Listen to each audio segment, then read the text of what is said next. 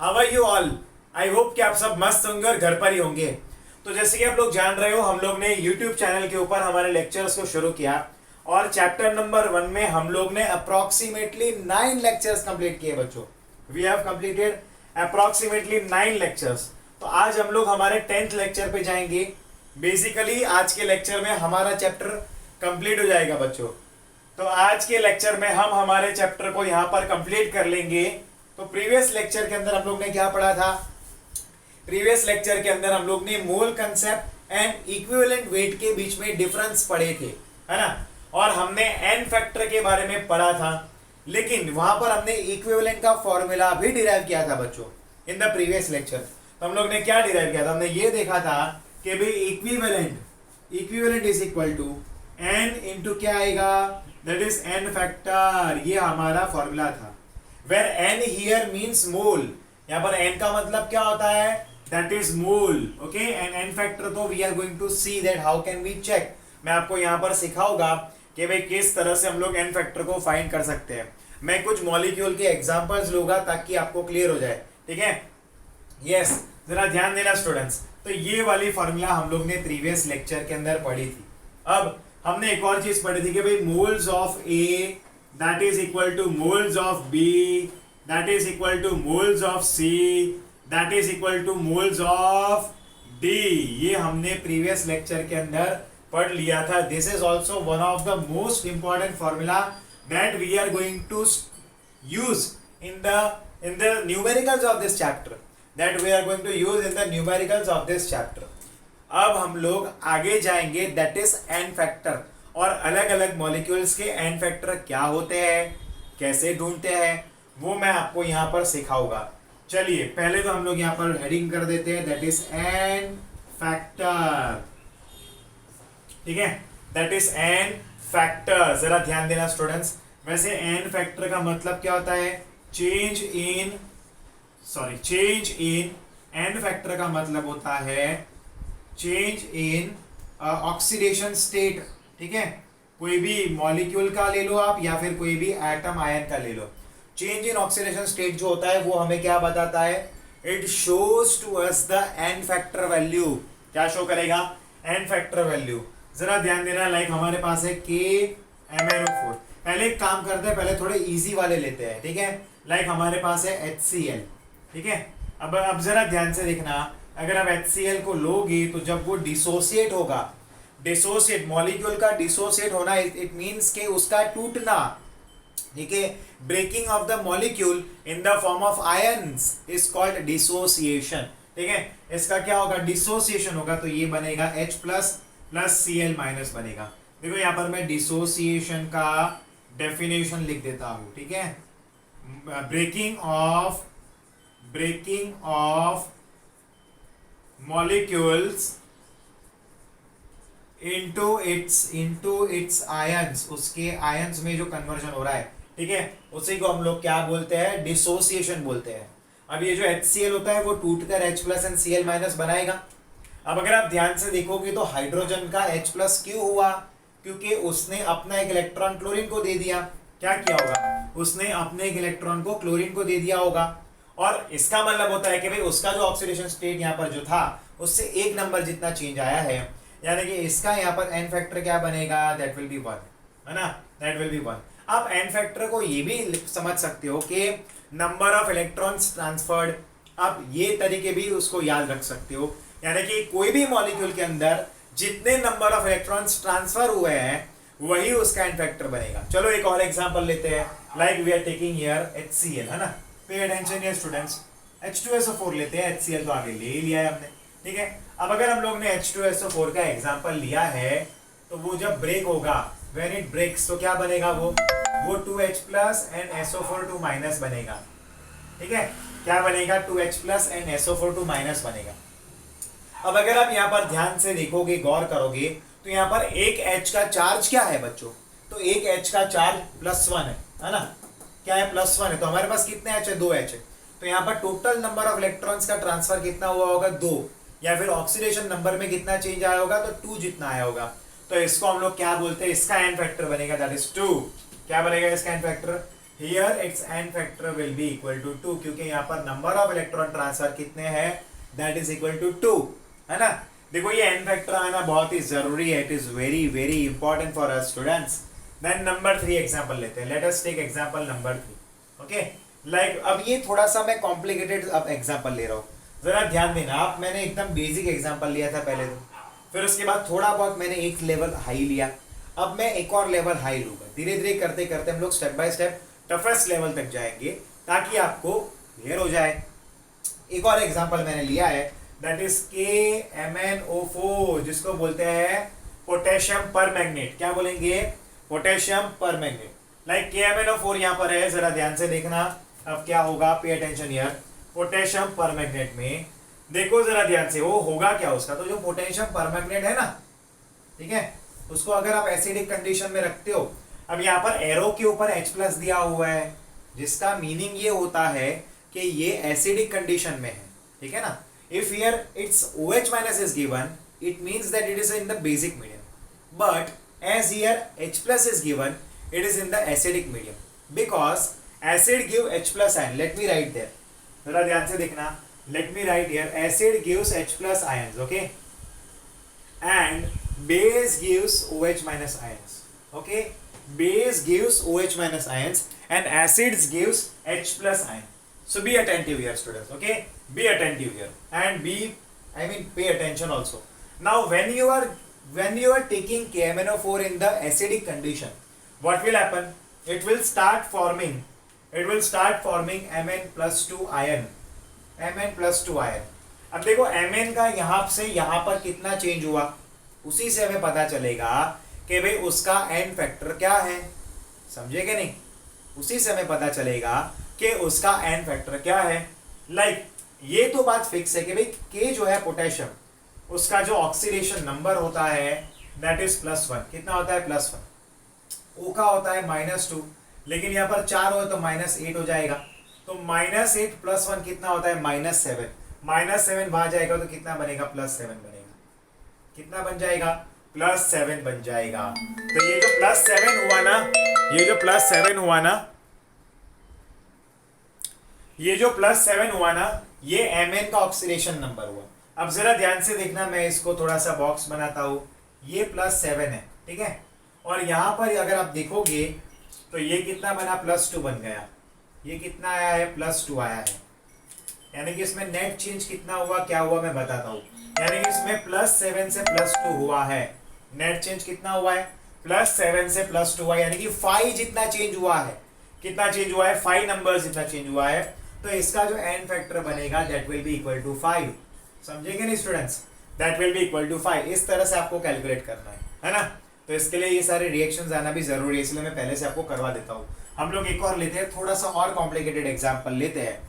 Like we are having K2Cr2O7, हम लोग ये ले रहे हैं K2Cr2O7।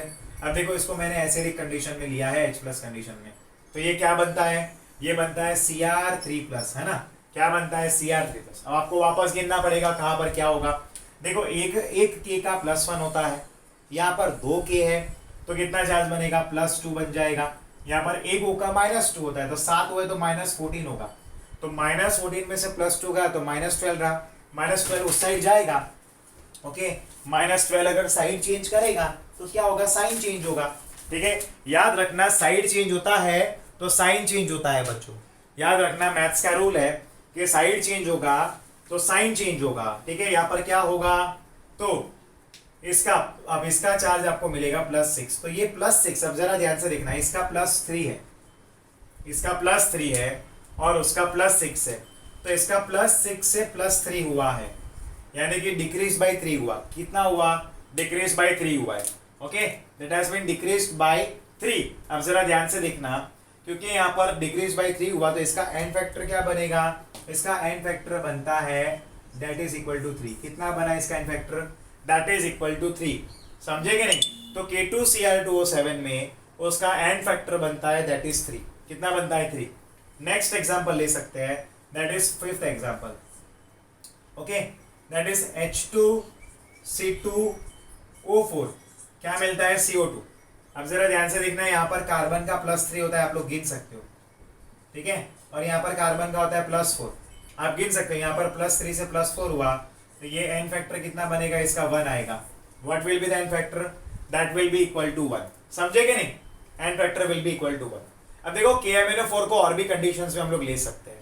We can take it in all more conditions. Like मैं लिख रहा हूँ 6th एग्जाम्पल, एग्जाम्पल नंबर 6 ले रहा हूँ। मेरे पास है KMnO4 है, ठीक है। उसमें अगर मान लो कि भाई OH माइनस है, ठीक है, यानी कि आपने बेसिक कंडीशन क्रिएट किया तो वो बनता है K2MnO4। क्या बनता है, K2MnO4। और अगर मान लो कि भाई आपने वहां पर न्यूट्रल कंडीशन रखा, आपने क्या किया, न्यूट्रल कंडीशन यानी कि N लिया मैंने, तो क्या बनेगा MnO2। क्या बनेगा, MnO2, ठीक है, MnO2। अब देखो यहाँ पर ध्यान से, दोनों जगह पर n फैक्टर की वैल्यू अलग अलग मिलेगी। लाइक यहाँ पर Mn की जो वैल्यू है +7 है, ठीक है। यहाँ पर Mn की वैल्यू कितना, -8 + 2 -6, तो ये +6 आएगा।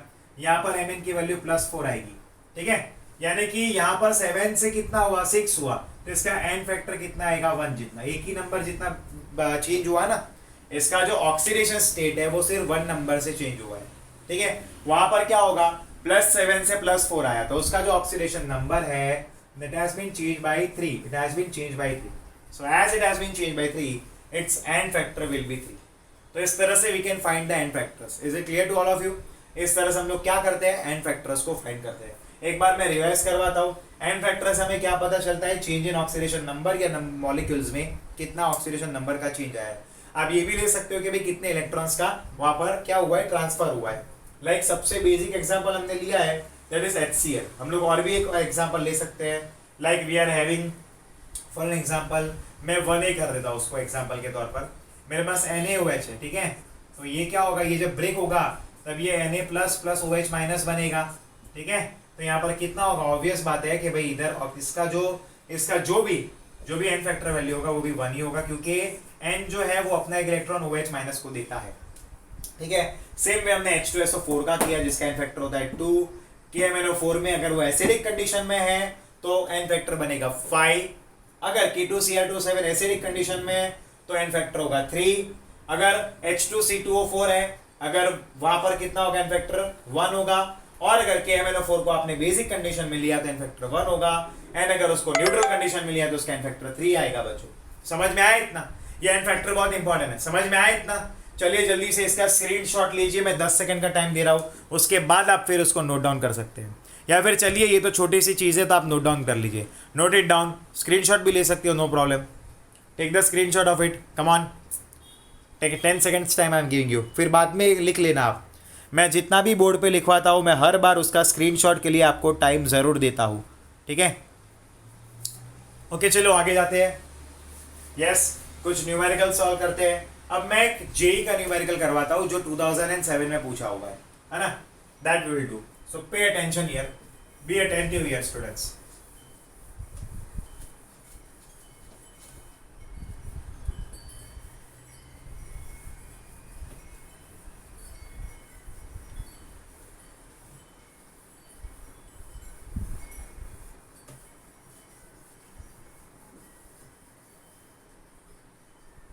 Okay, pay attention students. We are having question number, that is yes, the number of moles of KMnO4 that will be needed to react with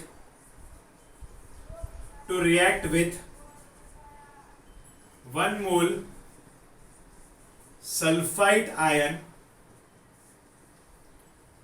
in acidic medium. Okay चलो question ये है, हम लोग इसका सॉल्यूशन करते हैं। अब देखो जरा ध्यान से, we are having KMnO4, okay, SO3 2- के साथ रिएक्ट करवा रहे हैं एसिडिक कंडीशन के अंदर। क्या मिल रहा है, Mn2+ मिलेगा। आपको तो याद ही है कि भाई KMnO4 को अगर आप एसिडिक कंडीशन में रिएक्ट करवाते हो तो आपको Mn2+ मिलेगा, ठीक है। प्लस आपको क्या मिलेगा, सल्फेट आयन SO4 2- आयन मिलेगा। क्या मिलेगा, सल्फेट आयन यानी कि SO4 2- आयन, ठीक है। अब जरा ध्यान से देखना, यहाँ पर इसका तो क्या है, मूल तो नहीं पता, इसका मूल 1 दिया हुआ है बच्चों, ठीक है। अब जरा ध्यान से देखना, बी अटेंटिव हियर। अब यहाँ पर ये -2, अब देखो यहाँ पर सल्फर का चार्ज कितना है, तो आप वो देखो यहाँ पर है +4 जितना, है ना, -6 -8 +8 जितना होगा, यहाँ पर +8 जितना है, और वहां पर कितना है -8। ओके, हम लोग देखते हैं, सॉरी माय मिस्टेक, यहाँ पर -6 और वहां जाएगा +6, तो यह +4 जितना है, यहाँ पर +6 है, तो यहाँ से यहाँ 2 जितना फर्क आया है ना, 2 जितना। अब हम लोग पढ़े हैं कि भाई इक्विवेलेंट ऑफ KMnO4 याद करो is equal to equivalent of SO3 minus है, ठीक है। अब देखो इक्विवेलेंट का फॉर्मूला क्या होता है, moles of KMnO4 into n factor of KMnO4, ये वाली फॉर्मूला आगे पढ़ी थी ना हमने, that is equal two moles of SO3 minus into n factor of SO3 minus. Clear हुआ आप लोग को? चलो मोल्स ऑफ KMnO4 तो हमें ढूंढने हैं, ठीक है, we want to find it, पर उसका n फैक्टर कितना आया, आप खुद से सोचिए, 7 जितना रहता है ना, 5 जितना चेंज आया, +7 से +2 हुआ, यानी कि 5 जितना चेंज आया, तो मल्टीप्लाई बाय n फैक्टर कितना आएगा, उसका 5 आएगा, that is equal two moles of SO3 minus कितना है, 1 मोल दिया हुआ है, इनटू उसका n फैक्टर कितना आ रहा है, अरे आप सोचो ना, यहाँ पर +4 था, यहाँ पर +6 हुआ, यानी कि 2 जितना चेंज आया, इसको वहां ले जाओ आप, तो आपको मिल जाएगा moles of KMnO4 is equal to 2/5, ये मिल गया ना answer, that is equal to 2/5। Yes, इसी तरह से सॉल्व करना है, ऐसे इजी सम्स ही आते हैं। ये क्वेश्चन जो है वो 2007 में पूछा गया है, it has been asked in 2007। ओके, मैं लिख देता हूँ इसको, एक्चुअली AIEEE में पूछा हुआ है 2007 में, ठीक है, कॉम्पिटिटिव एग्जाम में एक बार पूछा हुआ है। मैं वापस समझाता हूँ, देखो हमें क्या पूछा है, आपको KMnO4 के मोल्स फाइंड करने हैं, ठीक है, और क्या बताया है कि भाई KMnO4 जो है वो सल्फाइड के साथ एसिडिक कंडीशन में रिएक्ट होता है, और वो Mn+2 एंड SO4 माइनस बनाता है। हमने यहाँ पर देखा कि भाई SO3 माइनस का 1 मोल है, ठीक है, यहाँ से यहाँ आते आते कितना चेंज आ रहा है, तो 5 n फैक्टर है उसका, और यहाँ से यहाँ उसका n फैक्टर 2 है। अब हमने आगे यही लेक्चर में आगे ही देखा था कि भाई equivalent of KMnO4 is equal to equivalent of SO3 minus होगा, सही है कि नहीं, लेकिन इक्विवेलेंट का फॉर्मूला क्या बनता है, moles into n factor, moles किसका KMnO4, n फैक्टर किसका KMnO4 का, इज इक्वल टू मोल्स यहाँ से यहाँ, बस सारे वैल्यूज रख दिए, एंड मोल्स ऑफ KMnO4 मिल गया, खत्म, मोल्स ऑफ KMnO4 मिल गया है। यस, तो ये टाइप का एक न्यूमेरिकल प्रैक्टिस के लिए भी हो गया हमारा। अब हम आगे जाते हैं, दैट इज कॉन्सेंट्रेशन टर्म्स। अब ये नया टॉपिक है कॉन्सेंट्रेशन टर्म्स, ये बहुत इंपॉर्टेंट है। आज तो चैप्टर खत्म नहीं होगा, बट एक लेक्चर लेना पड़ेगा मुझे, एक और वीडियो लेक्चर होगा, ठीक है, वेट 1 सेकेंड, हाँ एक और वीडियो लेक्चर होगा, यानी कि टोटल 11 लेक्चर्स के अंदर हम लोग ने कंप्लीट किया। ओके, एक और वीडियो लेक्चर होगा।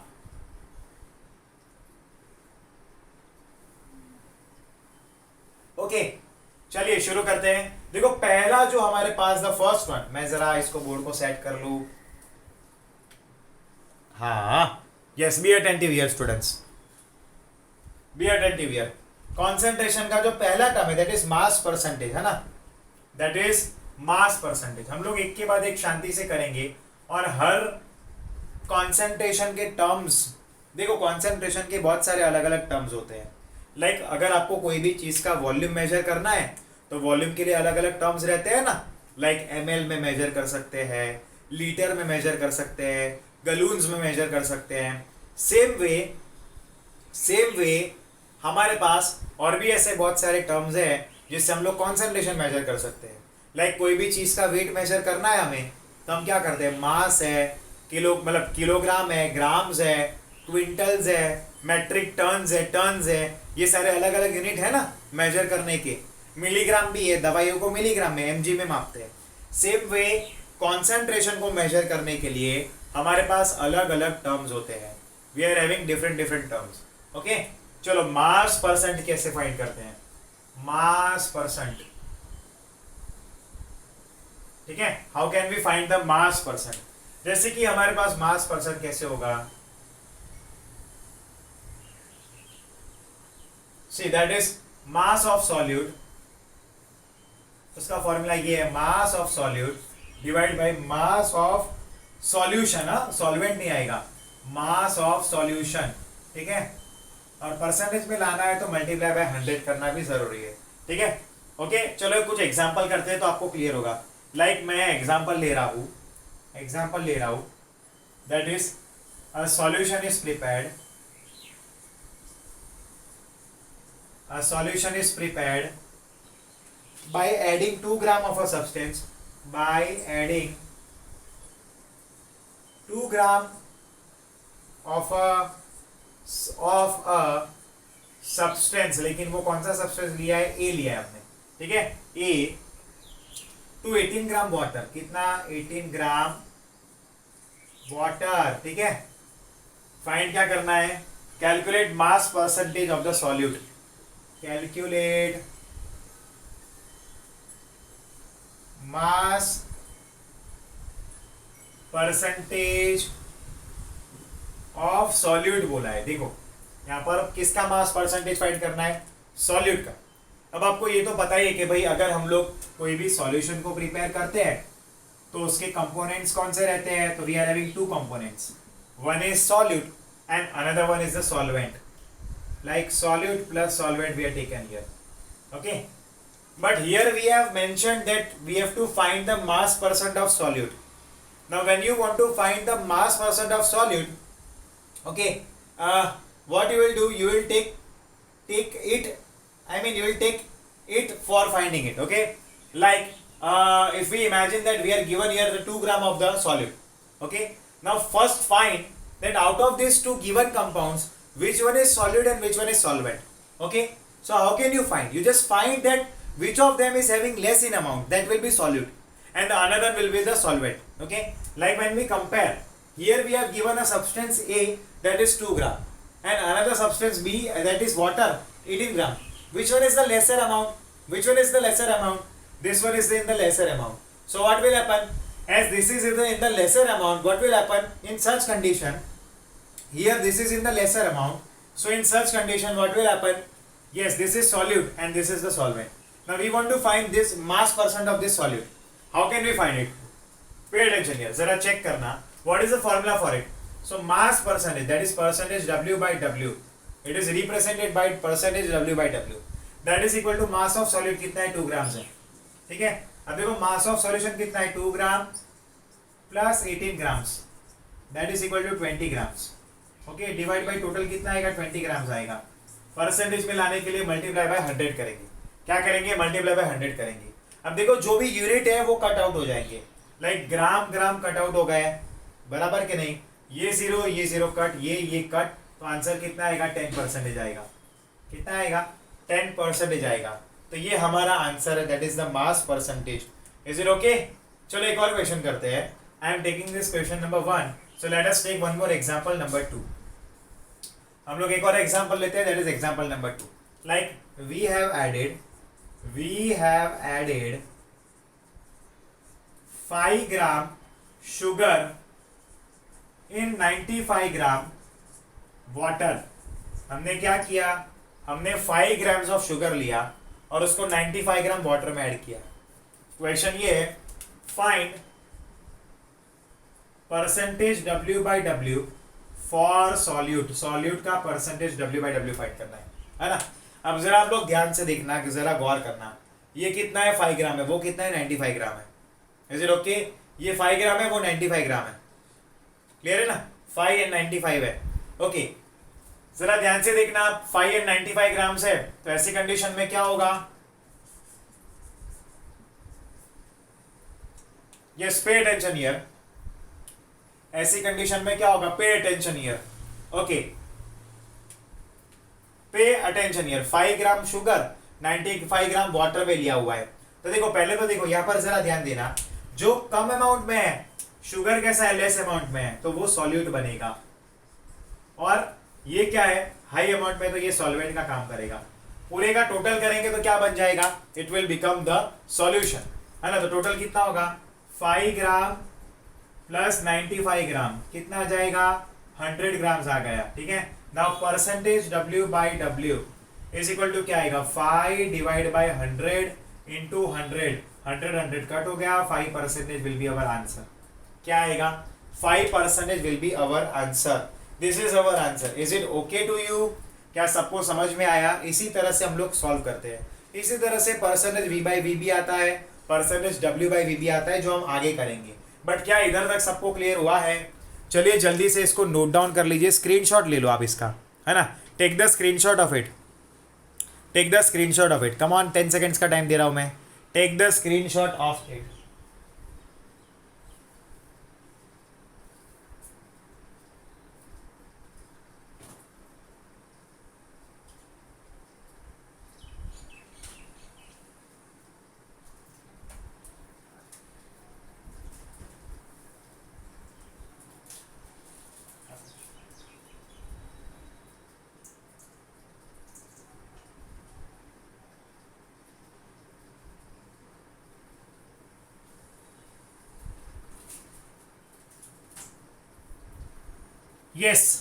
Yes, okay, no problem. Good. I think that your noting down has been completed.